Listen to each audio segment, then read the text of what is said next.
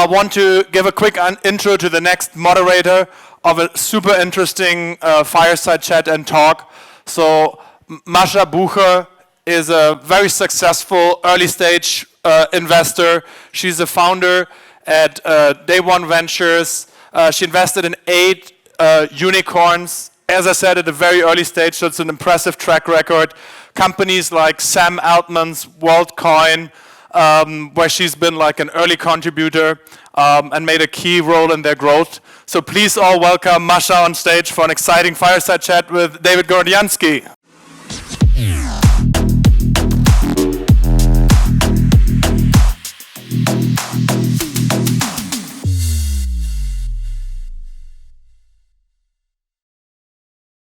Thank you.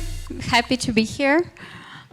David is known as a founder and former CEO of company Anchor-Free, one of the leading companies in privacy securities that had 650 million users all over the world. He's also an impact investor, and he's currently running a company called FaceOut.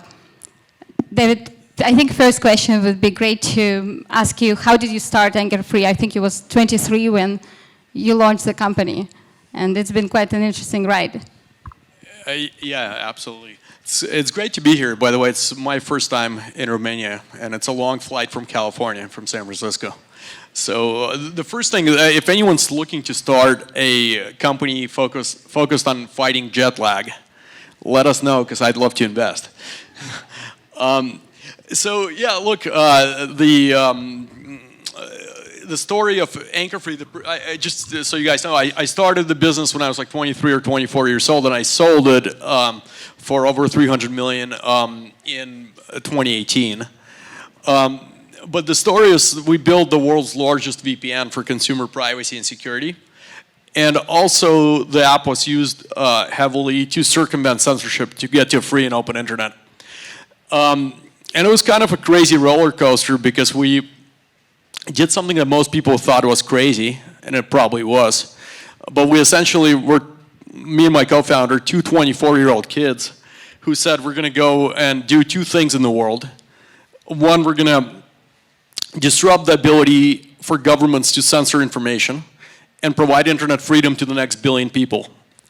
And 2, we're going to disrupt the ability of companies like Google and Facebook and others to collect user data without user consent, and we're going to enable privacy for the next billion people. And we had no money and no experience. And so most venture capital firms we went to, they looked at us and certainly didn't want to invest. We ended up raising the first 11 million for the business from friends and family, a lot of who were like very successful entrepreneurs who just believed in us as people. And then later on, we became successful. Hundreds of millions of people downloaded our flagship VPN product, Hotspot Shield, which really created the whole VPN market. Today, it's a $20 billion market. When we started, it was just like a crazy idea that consumers would use VPNs. Nobody actually believed that that was going to be the case. And then fast forward, we had Goldman Sachs, who invested 52 million in the business, and we took half of that, and we said, well, we want to provide employees with proof that their stock is actually worth something. Because when you're a CEO of an early stage company, you're always trying to convince your employees that the stock options you give them are worth more than the cash that you don't have to pay them. Right, so the reduction in salary. And so we took, from the Goldman Sachs deal, we took 26 million and gave it to the employees, let them sell a little bit of their stock, and that provided a huge amount of motivation and so on. But all in all, we built a product that was used by a lot of people for essentially enabling basic human rights, internet freedom and privacy.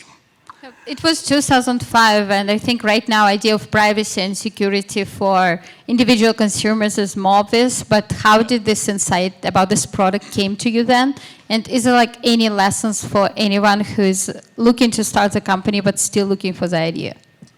Yeah, look, I think the lesson I would say is to focus on what is the is there a problem in the world that you care about deeply? Like so deeply that you're going to fight for it for the next 10 years or more, right? So, you know, it's funny, I had a friend who came to me the other day and said, David, I'm thinking about starting a company in some space, but I'm doing a lot of market research. I'm not sure if it's going to scale, you know.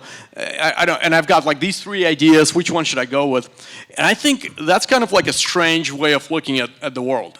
Because the way I looked at it wasn't like, hey, can I make more money here or here? I didn't even think about it at all. I thought about what is the problem in the world that A, affects billions of people, and B, I really, really care about solving. Like, I care more about solving it than I care about my personal relationships, than I care about like any other interest that I have, that I'm willing to like just be super focused on for the next 10 years of my life and do nothing else except fight for this one issue. And so that's really, you know, to me, like starting companies, starting products, it's really about that. It's like, is there a problem that's big enough that matters? Is it something that you want to like build your life around? Will you devote your life to this thing, right?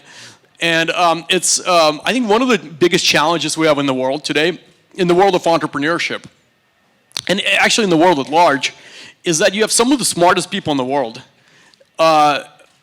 building products that don't matter, right? You have that all the time. You see, you're a VC, you see pitches. I've got an idea for the next Uber for walking your dog, Uber for picking up your dry cleaning. I've got an idea for whatever. Now it's more ChatGPT for dogs. Yeah, ChatGPT for dogs. It's great, right? And then the next one's going to be for cats. So you have like these Web3, like NFTs, like other bullshit, like, and like it's very, very. It's sad because we have incredibly large problems in the world: healthcare, education, longevity, mental health, security, privacy. Loneliness, we have a whole epidemic of loneliness. Misinformation, huge issue in the world, right? There's a lot of problems, and what we need to do is we need to have like entrepreneurs and investors focusing on solving the world's biggest problems affecting billions of people, not focused on, you know, ChatGPT for cats. Although I do think, you know, that was a joke, the ChatGPT for cats thing, but I do think that AI is actually like we're like in the Renaissance, right? We're like, if we were living in Italy during the Renaissance and we were like artists or a sculptor, like we would basically, that's like being in tech right now with AI, right? We can focus this new technology on starting new industries at scale, incredible new businesses that can like transform the world. So, it's amazing what can be done. So I just encourage people to think about. What do you think are the problems right now that no one sees that represent one of the biggest opportunities of the lifetime? I feel like AI, many people has consensus of all the benefits, but what are the problems that you feel like really pressing, but no one actually working on that, or very few people pay attention to them? Yeah, so the obvious ones that are new is using AI for like healthcare, but a lot of people are doing that now, right? Or starting to do that. Using AI for education, a lot of people are starting to do that. Things that I'm not seeing people do yet, but I would love to. Like I would love to go invest in a company, for example, that uses AI to counter misinformation. I think that's a very, very big problem in our world, and I don't see people addressing it. So that's one idea. The other thing is, like, I've recently founded a new company focused on friendship, and I think it's incredible. But friendship is like the most underrated human value. Everyone needs friends, and yet people are incredibly lonely in our society. And so, I think those are just like, if there are two sort of non-obvious ideas, I would say countering misinformation is one. And I would say like friendship, like proliferating friendship is key to both mental health and longevity. I would say that's two. And the topic sounds like starting impact company, Silicon Valley approach. What is Silicon Valley approach? How do you see what it means in 2023? Yeah, well, one of the things, so a lot of, over the years, like a lot of people have asked, like around the world, what's Silicon Valley, what's the approach? One of the things about Silicon Valley is the infrastructure, and what I mean by that is you can pretty much get everyone to work for equity. right? That's pretty unique. So when I was like 23, 24, I started Anchor Free. And I came to one of the top law firms in Silicon Valley, and I said, I don't have any money. I'd love for you to work for equity. And they said, okay, great. We'd love to. Then I came to PR people, and I'm like, I need PR, but I've got no money. I'd love you to take equity. They said, okay. Then I came to engineers, and they took equity. And so essentially, you have a whole infrastructure where your accountants, your lawyers, your PR people, you can basically will work for some period of time for equity. And that's a great infrastructure because in most parts of the world, outside of Silicon Valley, even if you go a little bit south, even inside California, you go down to Los Angeles or you go to Chicago or you go to Texas, and certainly if you come to Europe, most great law firms aren't going to work without cash, right? Most great PR firms are not going to work without cash, right? So I think one of the things is this infrastructure in Silicon Valley, which is really great. By the way, the lawyers that have worked for us for equity, they previously worked for Google for equity, so they were very happy to keep doing that. But now the world became much more global than when we were starting. And I think kind of the Silicon Valley mindset today is, can we build businesses that can massively scale? Because you meet a lot of people outside of Silicon Valley, and they've got great businesses, but they're not necessarily, going to scale to 1 billion people. They're just great businesses. So do you think it is important in 2023, where are you based as you're starting important mission-driven company? Is it still important? And is it only Silicon Valley, or there are other centers that would give you infrastructure and mindset and communities that support you? How do you think about it? Yeah, that's a really good question. I think it's less important where you're based today. I really do. I think you can be based here in Cluj. You can be based in London. You can be based wherever. I think it's fine. I don't think you have to be in Silicon Valley to start great companies. I do think that Silicon Valley just provides, on one hand, a lot of benefits from an infrastructure point of view. On the other hand, it's very expensive to hire people in Silicon Valley, right? And so, I had dinner with Jack Dorsey when he was running Twitter like years ago, before COVID. And he was like, I'm thinking of like taking all of my employees in San Francisco and making them remote. This was like a few years before COVID. And I had all of my employees in one office in Menlo Park. And I said, I thought that was a crazy idea. How can you, take all the employees and make them remote? I thought it was never going to work. And I was wrong because obviously it worked and it works fine. I would say probably it's 50% less effective to have people remote than have everyone in one office. But the cost savings are probably like 300%, right? And how right now that you started this company, you're starting a new one, how do you think about the role of venture capital? Is it necessarily to raise venture capital? Is it like one of the conditions and needs for success? Or you can find other way of financing? I think it really depends. At Anchor Free, we raised the first 11 million from friends and family, and then we raised 52 million from Goldman Sachs, and then we sold the business. So how quickly after, between first round and second? Well, it was a few years, but the point is we skipped over the traditional VCs, right? So we never went to the traditional VC firms. We were really fortunate because when I was starting the company, I understood that I was young and there's a lot I didn't know. And so I created an incredible board of directors around me, people that were just like world class and people that I could learn a lot from. So that's also one of the advice I have for entrepreneurs is to create like a really great board. But as far as VCs, like, it really depends. Like people ask me like, what's a great VC firm? Should I go to Sequoia? And I'm always saying, look, it's not about the firm, it's about the partner, it's about the person at the firm, right? The people who were on my board, who are my investors, were like family. And I was very fortunate because when things were good, everyone was happy. And when things were bad, because it's like a roller coaster, it's not always good, then all of my investors were really, and the people on my board were really there as like my best friends. When things got really bad, they were my best friends. A lot of VCs are not like that. Again, it really depends who's the partner at the firm. You can't say, okay, Sequoia is good or Sequoia is bad or Kleiner or whatnot. I think it's really about the specific person there, right? So we worked with Goldman Sachs. The person specifically from Goldman who was on my board was a really great person. But it really depends. I don't think VC is the only way. I think there's other ways to do it. I know this one company, the guy, it's like a multi-billion-dollar company. The guy just owns it. The founder never raised any capital. It's great. So I think it really depends. And there is a lot of emphasis on building strong culture. When you speak about in Silicon Valley, it's one of the biggest topics. What kind of things about culture of the company you have figured out as you've been building Anchor Free and right now as you're building FaceOut? What are some things that became like non-negotiables that could be useful for other companies as well? Yeah.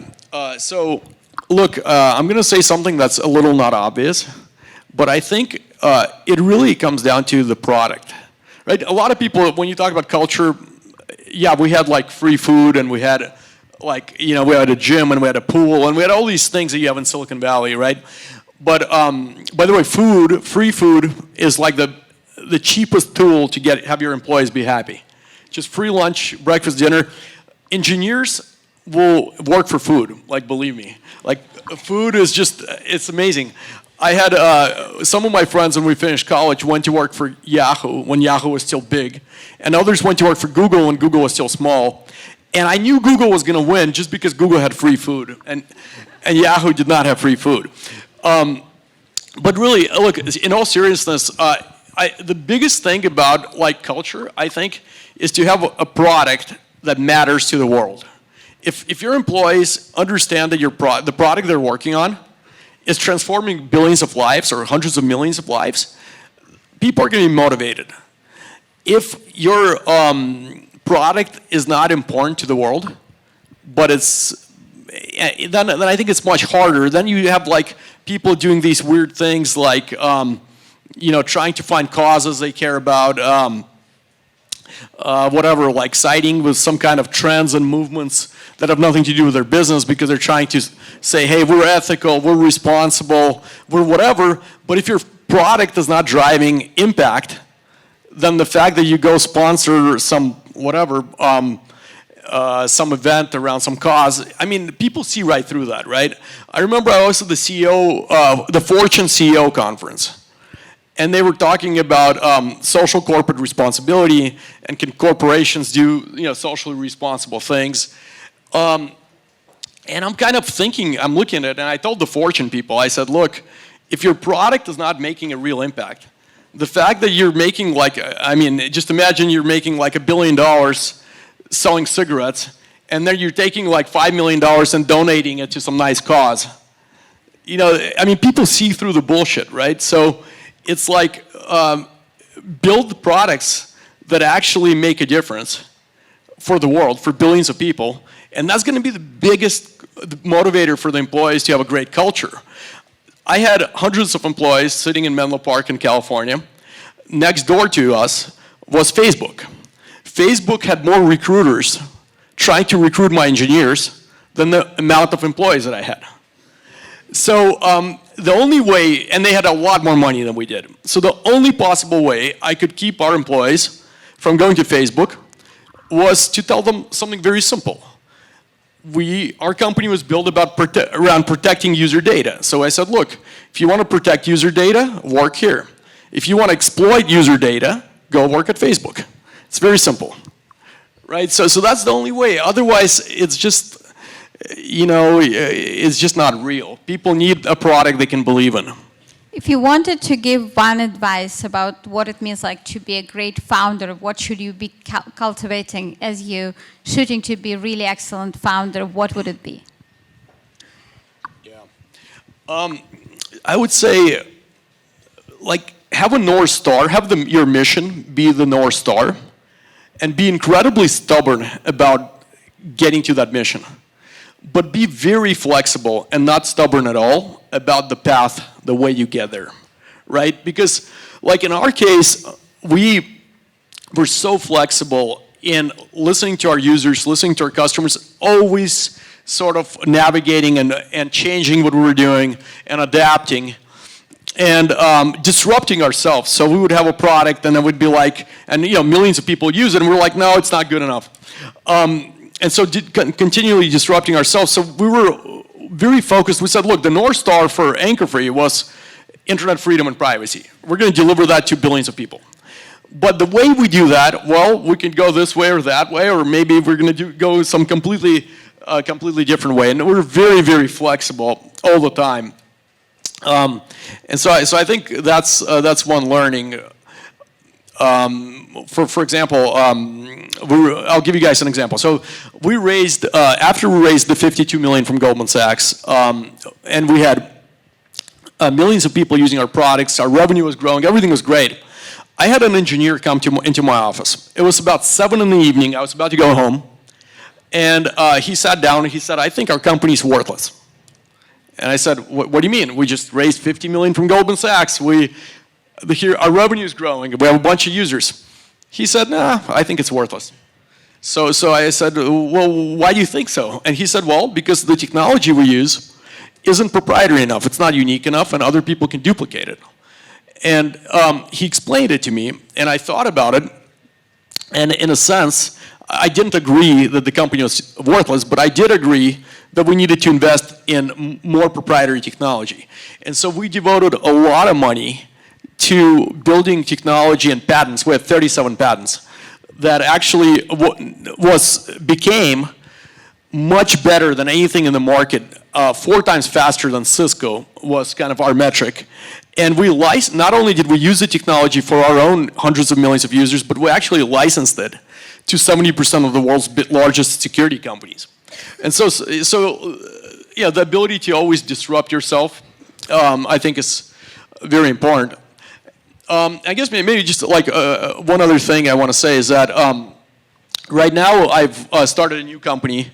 It's called FaceOut. If you guys want to check out the app, it's faceout.app. It's a new social app for friendship. And what it does is whenever people take photos or videos of you, your friends and family, take photos and videos of you, we automatically detect that and send you those photos and videos in real time. And we have a whole roadmap for how we want to use this technology to make friendship more deep and meaningful. So I look at what are some of the biggest issues in the world, and clearly there's healthcare, clearly there's education, clearly there's mental health, longevity, using AI to address all of those things, very, very important things. But the one thing that I decided to focus sort of the next stage of my life at is friendship. And I think it's a very, very important issue. People are very lonely, and I hope we can change that. Thank you, David. It's been great. Thanks, Masha. Thank you, David and Masha. Wonderful.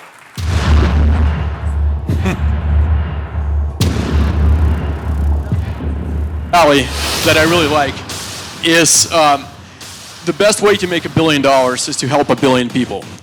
So I just want to leave on this note. Thanks.